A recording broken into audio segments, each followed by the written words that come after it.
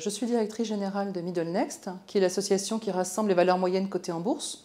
Donc, grosso modo, aujourd'hui, cela représente 450 entreprises qui valent entre 0 et 5 milliards d'euros. Donc, Middle Next est une association patronale créée par des patrons d'entreprises moyennes cotées à l'époque, il y a 30 ans quasiment, et qui a 4 objectifs aujourd'hui. Le premier, c'est d'être un club d'échange entre dirigeants. Donc, on organise à peu près 80 réunions de dirigeants par an. C'est également un lieu de lobbying, donc c'est un lieu où on essaie de se défendre parce qu'on s'est rendu compte que les entreprises moyennes étaient très maltraitées en fait par la régulation qui s'adressait principalement aux très très grandes entreprises. Et derrière les entreprises moyennes, les PME, les ETI subissaient de plein fouet la réglementation des très grandes. Donc on a beaucoup de sujets différents, on a des directives européennes, puis je suis aussi coprésidente de l'Association européenne des valeurs moyennes cotées. Donc on a des sujets comme la directive prospectus, la directive transparence, etc. On a des sujets sur la gouvernance.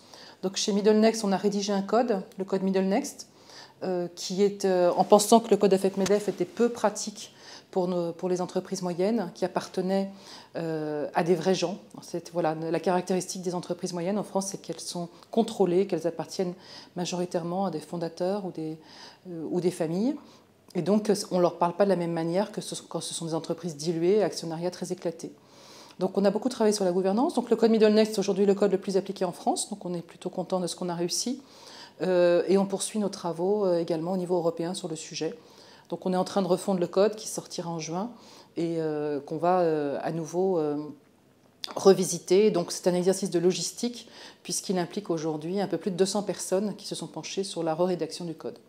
Et puis on a d'autres sujets de type comptable aussi. Donc je ne dirais pas qu'on est en lutte ouverte contre les IFRS, mais un peu quand même.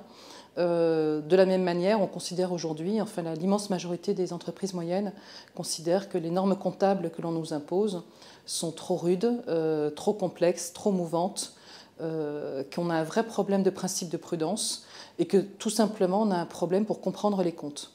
Donc c'est un sujet pour les présidents, c'est un sujet pour les directeurs généraux, et c'est encore plus un sujet pour les administrateurs de ces sociétés qui n'arrivent pas à suivre dans le flot de comptabilité qui arrive.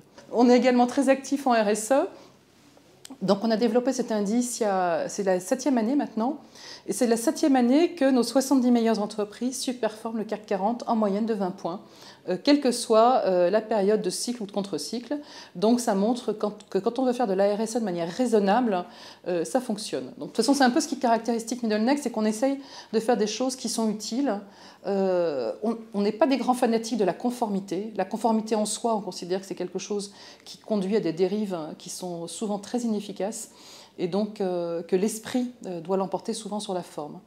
Donc on a d'autres sujets de lutte également sur la réglementation. Donc, on considère par exemple que l'AMF a un système de réglementation qui n'est pas du tout à la hauteur.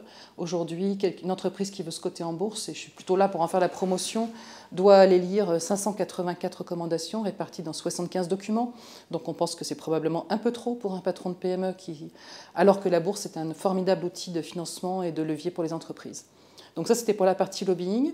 On a également créé un institut de formation spécialisé pour les dirigeants. Ce n'est pas facile pour des PDG et des directeurs généraux de venir en formation. Donc on a inventé des schémas pédagogiques un peu différents, de manière à ce qu'ils puissent s'exprimer librement et partager entre eux, parce qu'on pense que le partage est aussi largement important que l'intervention des experts.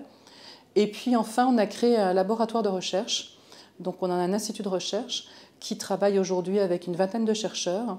Et l'idée, c'est de caractériser ces entreprises.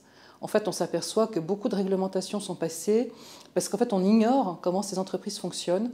Et donc, on a à cœur de caractériser ces entreprises, aussi bien donc, sur les structures d'actionnariat que leur manière de se comporter sur les marchés financiers, sur les levées de fonds, sur les distributions de dividendes, sur des paysages de gouvernance, sur énormément de sujets. C'est important parce que ça nous permet de pouvoir répondre clairement à la Commission européenne. Quand on voit que l'essentiel des normes vient aujourd'hui de l'Europe, le poids des académiques au niveau européen est extrêmement important, sûrement un peu trop d'ailleurs, mais parce que nous on préférerait qu'ils fassent un peu plus attention aux praticiens terrain que systématiquement aux académiques.